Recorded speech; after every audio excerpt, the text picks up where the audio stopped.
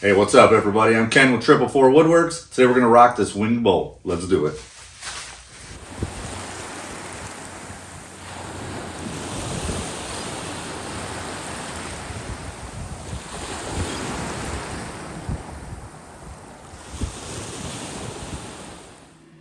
Hey, what's up, everybody? I hope this video finds everyone's doing well. In this video, we're going to rock a wing bowl. I believe this is a piece of canary wood. I'm not 100% sure, but that's kind of what it looks like to me. If anybody out there has any better ideas, please let me know in the comments below. I'd love to hear. I start out with an oversized blank, and I start by marking out where the actual bowl part will be, and then I trim the piece down. I kind of wanted to leave it as long as possible, but obviously the lathe has some limitations as far as how long I can go. So I marked it, set out the center, and then cut the piece to length before moving on. Next, we draw out the appropriate size for our wood worm screw, get that mounted onto the chuck, and then start turning.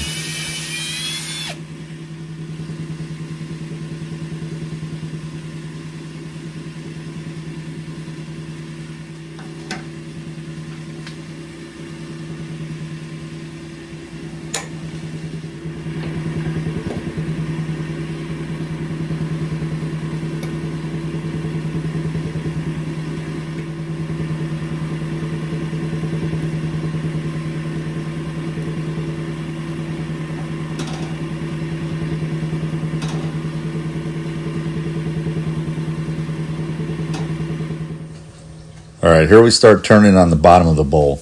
I start by trying to get the surfaces pretty flat, just so I can get a good starting point. And I make sure that I approach the center slowly to make sure we don't pass up that mark that we made on top side for our bowl. We want to get as close to that as possible while still maintaining as much of the bowl as we can, because it's really not that large of a shape to start with. I started this turning with a couple different bowl gouges. First one was a Robert Sorby with a 45-degree bevel on it, and then I moved on to a David Ellsworth gouge with a 55-degree grind on it. And you can see that I check off in to see how close I'm getting to that circle shape, just to make sure I don't go over.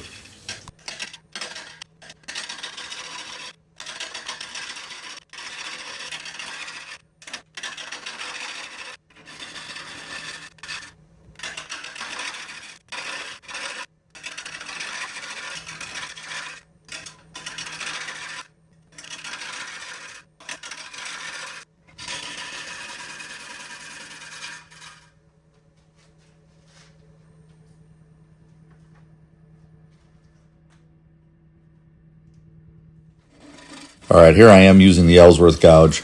Once I get the top of the bottom side shaped, so once I get the top of the bottom bowl lined up, I move on to shaping the actual bottom. I'll work on this for a little bit and then eventually shape out a tenon.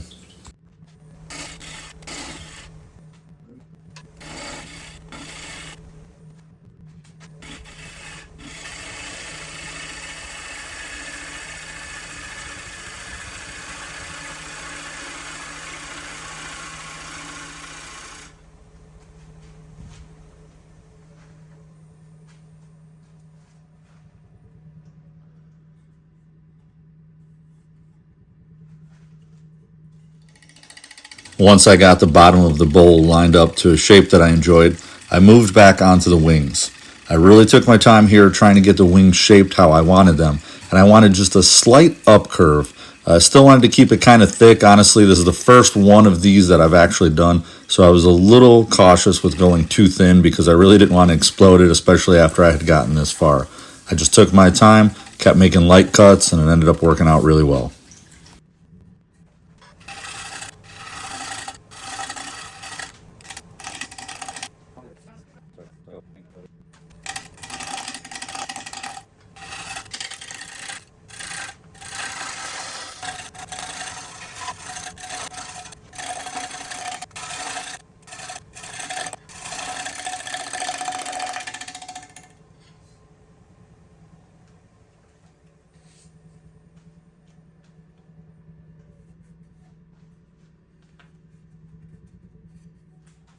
After I had the wings shaped up, I moved on and did some negative rake scraping. Came in right around that cup shape just to get everything smoothed out. I had a few lines left in there, so I just did what I could before going to sandpaper to get things as soft as possible.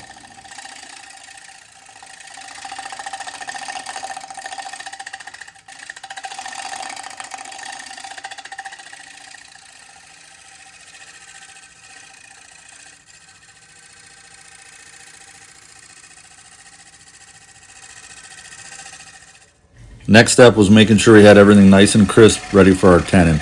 So I grabbed a skew, came in and shaped our tenon, and then came around the sides of the cup just a little bit before sanding.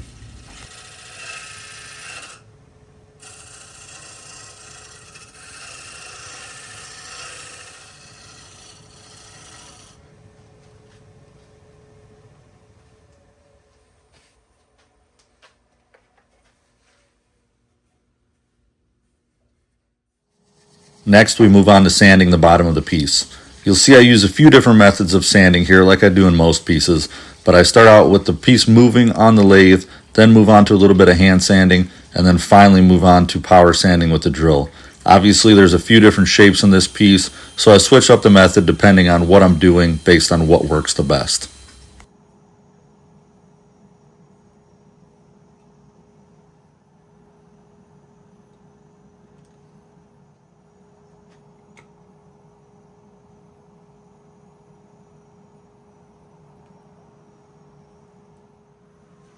Once we've got the bottom of the piece all sanded, we flip it over and put it in the chuck and start working on the top side. You'll see that we have that line there that we made with our compass when we first started the turning, and I'm very careful not to go past that line. I start by working on the wings, and once I get a pretty good shape on the wings, I will move in and start taking out the center of that bowl. I'll use the bowl gouge for most of that, and then move on to a negative rake scraper.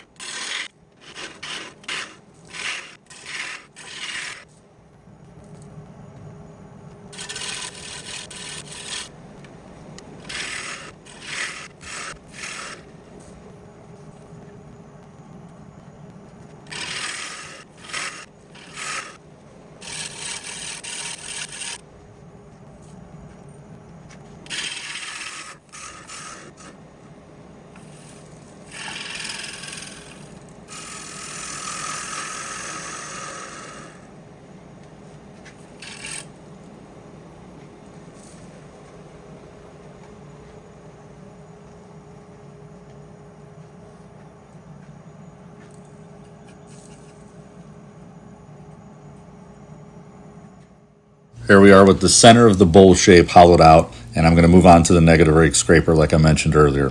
With the scraper, I take very light cuts. You just want those really fine shavings. All this is just to smooth everything out. You're not trying to remove a bunch of material. You're simply trying to get out of any of those lines that were left by the bowl gouge.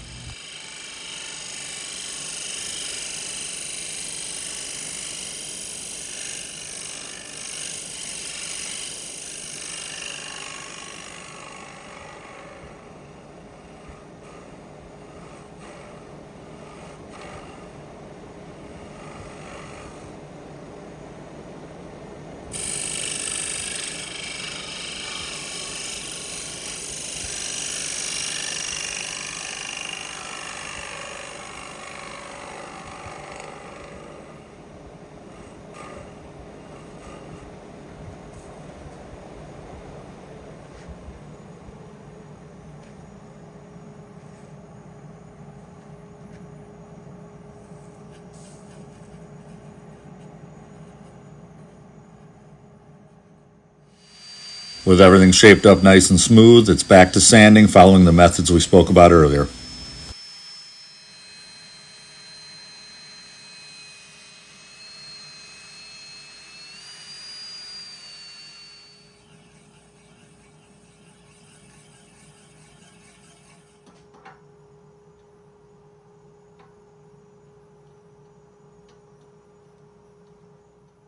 With the piece sanded and ready to take off the bottom of that tenon, we take it out of the chuck and we're going to put it against a homemade piece here. This is a piece that one of my friends Lee made and gave to me with some other stuff that I got from him. It's just basically a piece of plywood with a couple recesses and there's some foam padding on it. I use it for a few different things, usually bowls or oddly shaped forms, along with some other chucks that I've made myself. But this keeps the piece on there nice and soft, doesn't mar it, and it's a good way to hold it with the tailstock in place to take off most of that tenon, as you'll see.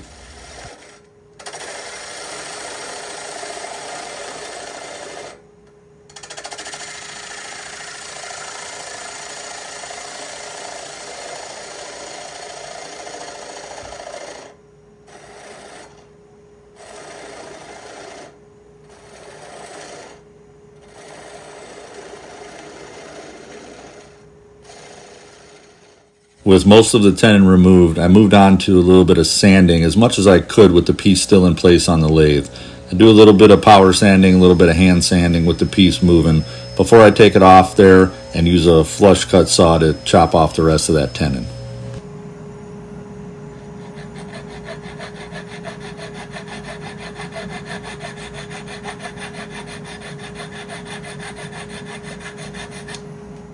Once we have that little nub chopped off, it's time to move on to sanding the bottom. You'll see I've mounted my drill chuck to the headstock of the lathe, and I just changed out the grits, sanding right on the lathe till we get it nice and smooth.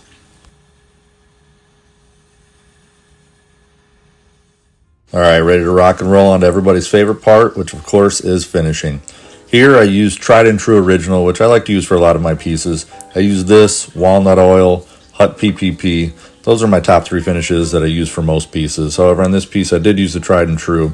It's a nice thick finish, very easy to use. A little bit goes a very long way, leaves a really nice surface, and you can buff it out to a shinier finish or leave it kind of satin, whichever you prefer.